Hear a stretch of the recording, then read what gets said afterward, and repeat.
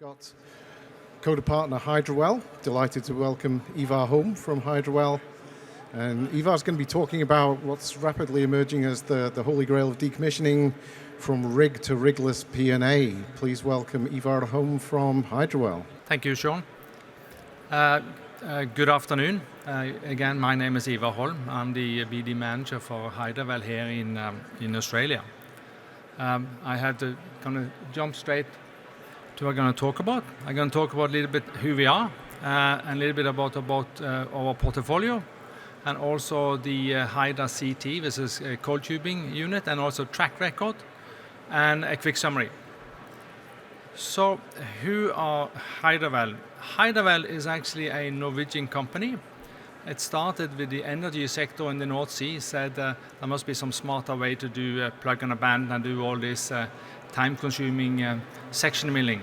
And that was where everything started in 2008, that HydraWell invented the PwC. So we actually run our first job with our first generation tool, which is a cup-based. We run that in November 2010.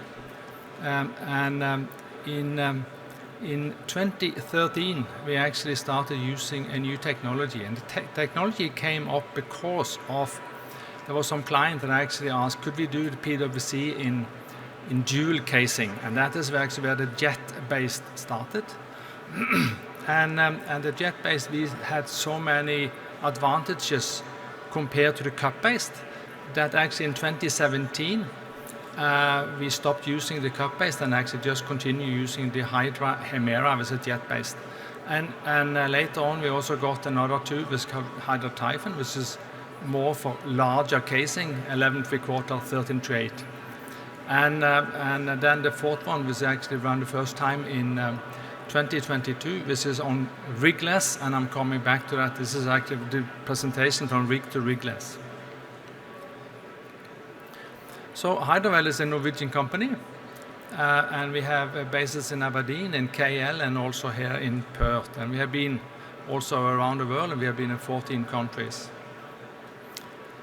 But, you know, what is PwC? I'm talking about PwC. So the P is actually the perforating. And when I'm saying perforating, you need to establish communication with the annulus. And the PwC is only required when you need annulus remediation.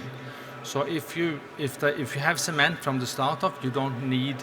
So we're pretty used to be mobilized, and then you're running a CBL, and then they say there's no need for annulus remediation, and we are demobilized.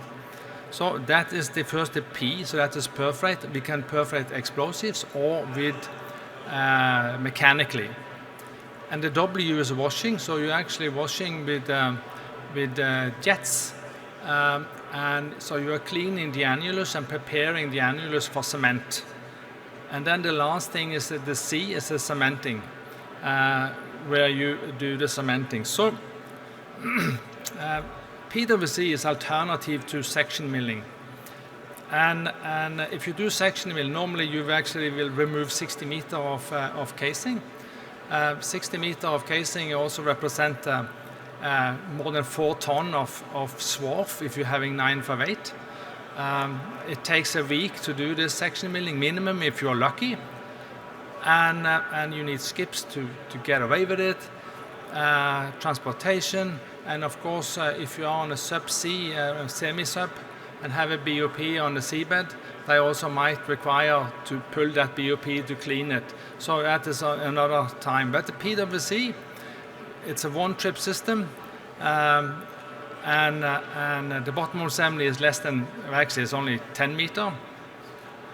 You arrive at the location, so if you do the one trip, you just make up the guns below and you run in a hole, and 36 hours later, the job is done compared to minimum a week doing. And of course, if you have a $1 million spread cost, you have saved some money there.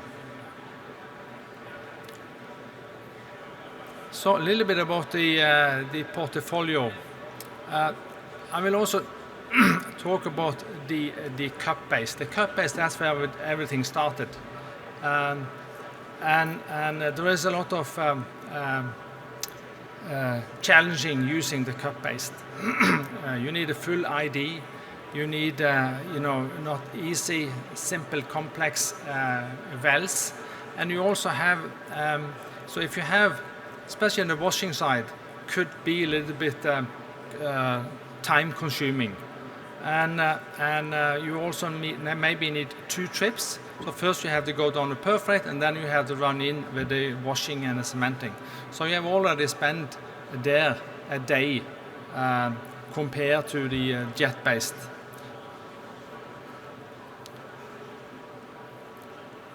So the jet-based is okay. You have a washing tool which is 10 to 30 psi nozzles.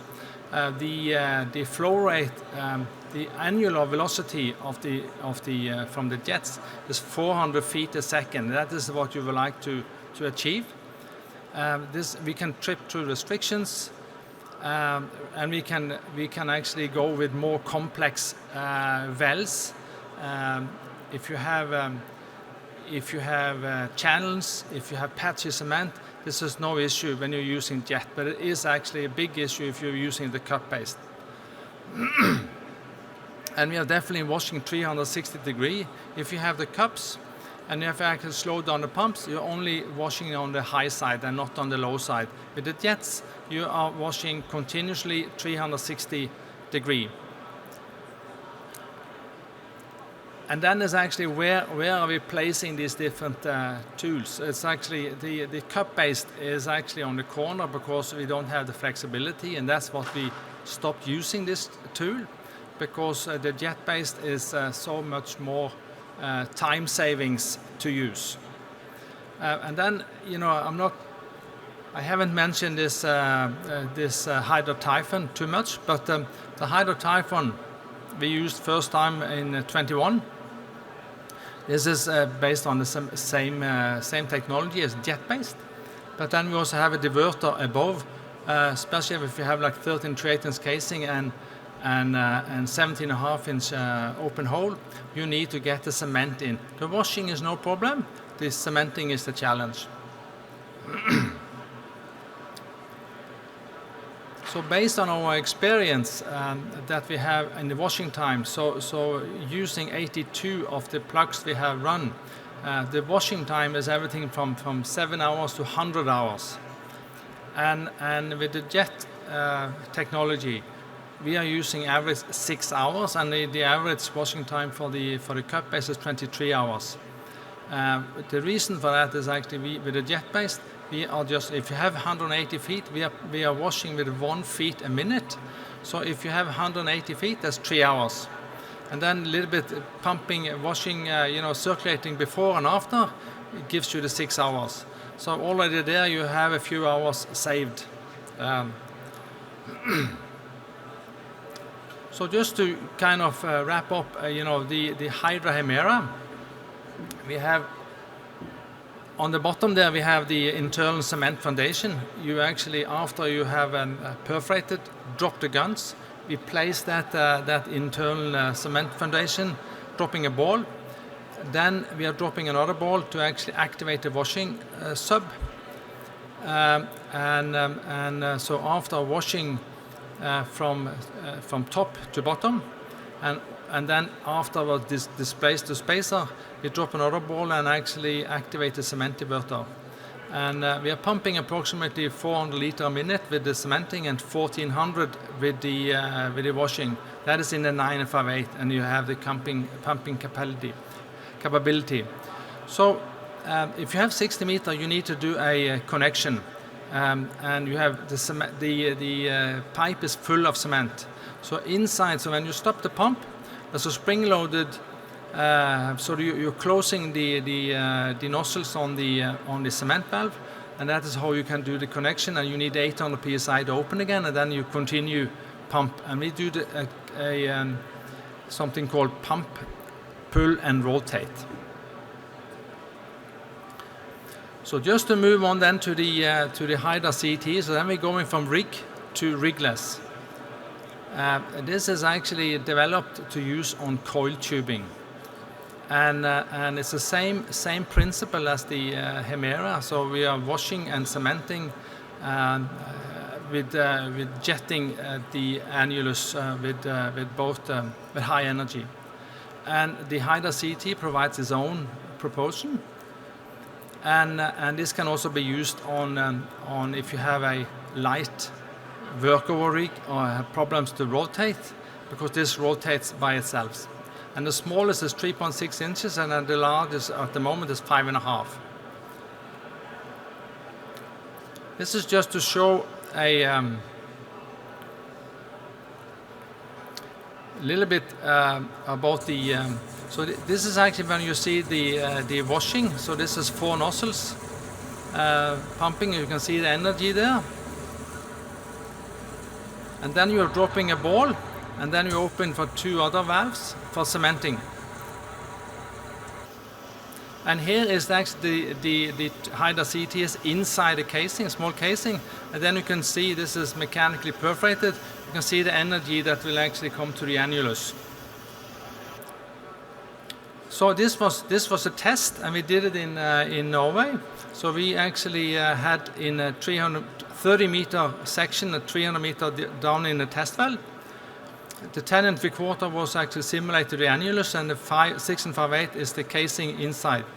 This was then cemented on coil, was drilled out with coil, and then it was logged.